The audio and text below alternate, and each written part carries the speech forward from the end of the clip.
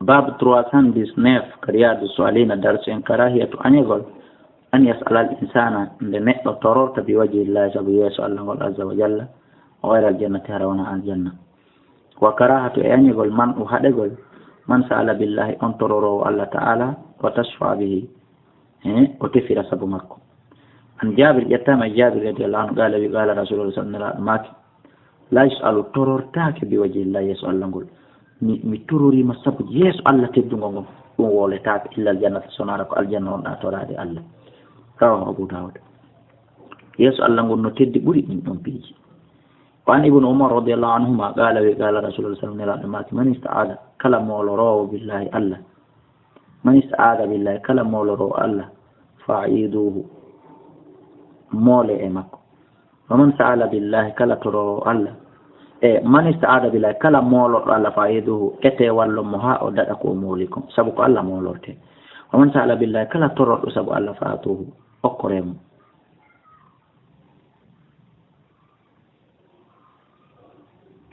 yiltoɗen ka titir dow ɓeyni karahatu ko añagol an yas'ala al insana nde neɗɗo tororta bi wajillahi yeeso Allah ngo azza wa jalla gari jannata koyna aljanna. wa karahatu añagol man u ɗawgol runkugol okkorgol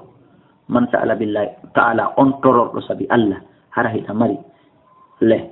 goɗɗo torora sabi Allah yeeso ma hara hiɗa mari ronkamo okkorde añagol ɗum wa taswa bihi e tefangol mo en faami noon titre on noon continuen ka darsu ɓe maaki wa man da'akum kala nodduɗo on kadi so tawi woni noddan ɗum ko dagindu fajibuhu notemo. wa man sana ilaykum ma'rufan kala waɗan ɗo gollal moƴƴel fa kafi'uhu yonimemo bimana yoɓitemo bimana onon kadi wattanemo ko moƴƴile ɗum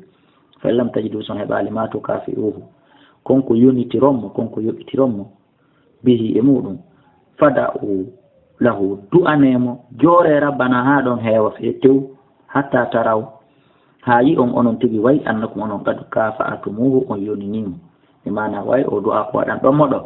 baraji ɗin ɗo kadi si Allah jaabini ɗum ɗo haray no ɓuri moƴƴere ko waɗani on kon. hadithun sahihun rawahu Abu Dawud an-Nasa'i bi isnadin bi asanidi sahihayn e tugorde selluɗe ɗen ɗiɗi wallahu a'la wa a'lam.